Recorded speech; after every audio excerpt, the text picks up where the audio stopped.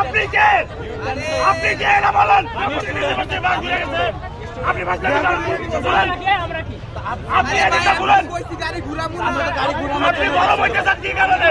আপনি কোন হাজার কোন পাবলিক বিশ্ববিদ্যালয় বলেন না কোন প্রাইভেট একদিন আমরা উবার চালাই, কেউ পাঠাও চালাই, কেউ কর্মজীবী শ্রমজীবী। এই যে আজকাল রাস্তাটা আটকায় রাখে, এই যে জনদুর্ভোগ, এটা কি সরকার দেখে না? এটা কি প্রশাসন দেখে না? এইভাবে তো আর আসলে সবকিছু সমাধান হবে না। যে হুট করে রাস্তা আটকে দিলাম আর সমাধান হয়ে গেল। যত রাগ সব রাস্তার উপরে। 7টি ক্যাম্পাসে বিভক্ত করে ঢাকা কেন্দ্রীয় বিশ্ববিদ্যালয় করার কথা, কিন্তু দুঃখের সহিত জানাতে হচ্ছে সরকার এবং মন্ত্রণালয় ইতিবাচক ধারণা প্রকাশ করে এবং তারা নেতিবাচক সিদ্ধান্ত নিয়েছেন যে তারা আমাদের একটা বিশ্ববিদ্যালয় করে দিবেন।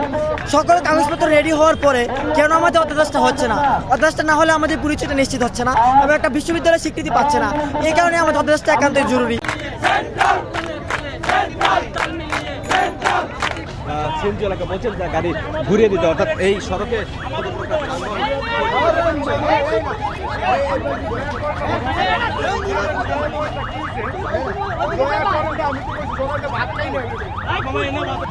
তাদের দাবি হলো 7 কলেজের একটা স্বতন্ত্র শিক্ষা ব্যবস্থা চালু করা আর কি।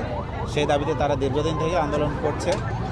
তো এরই প্রেক্ষিতে গতকালকে তারা রাস্তায় নেমেছিল ঠিক একটা, আজকেও ঠিক একটাই তারা রাস্তায় নেমেছে। তাদের দাবি একটাই। এখন আমরা আমাদের পক্ষ থেকে বলেছি তোমরা ঊর্ধ্বতন কর্তৃপক্ষের সাথে যোগাযোগ করো। এখন ঊর্ধ্বতন কর্তৃপক্ষের কোনো রেসপন্স পেলে তারা এই বিষয়টা সুরাহা করবে। আমরা চাইতেছি যে প্রশাসক আমাদের একটা সুষ্ঠু সমাধান দিক।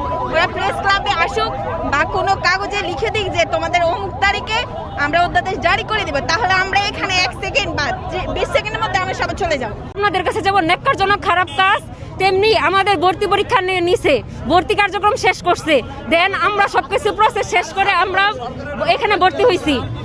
আমাদের অধ্যাদেশ দেওয়া হচ্ছে না, আমাদের কথা দিয়ে কথা রাখা হচ্ছে না, ওটাও ন্যাক্কারজনক। আমরা মনে রাখবেন, থুতু উপরে দিলে গায়ে এসে পড়ে। এই যে সরকার জনভোগান্তি সৃষ্টি করতেছে, সরকার এটা জনভোগান্তি সৃষ্টি করতেছে, আমরা না। প্রস্তাবিত ঢাকা কেন্দ্রীয় বিশ্ববিদ্যালয়ের শিক্ষার্থী আমরা 2024-25 সেশন শিক্ষাবর্ষ 2025 সালের আগস্ট মাসের 22 তারিখে ভর্তি পরীক্ষা দিয়ে প্রায় 10,000 মতো শিক্ষার্থী আমরা উত্তীর্ণ হয়েছিলাম। কিন্তু দীর্ঘ সময় পেরিয়ে গিয়েছে, এখনো পর্যন্ত আমরা আমাদের অফিসিয়ালি কোনো পরিচয় নিশ্চিত করতে পারিনি। 5টা পয়েন্ট অবরোধ করেছিলাম, কালকে সারা রাজধানী একদম যানজট হয়ে গেছিলো।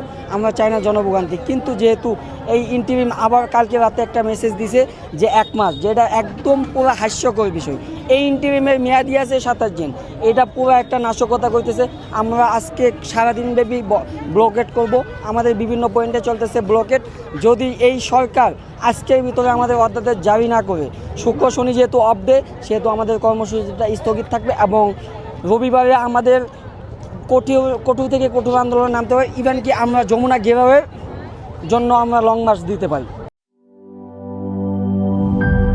গ্লিটারের টুইন লেমন ও অ্যান্টিব্যাকটেরিয়াল ফর্মুলা বাসনকে চকচকে জীবাণুমুক্ত করে আমাদের দেয় গ্লিটার গ্যারান্টি।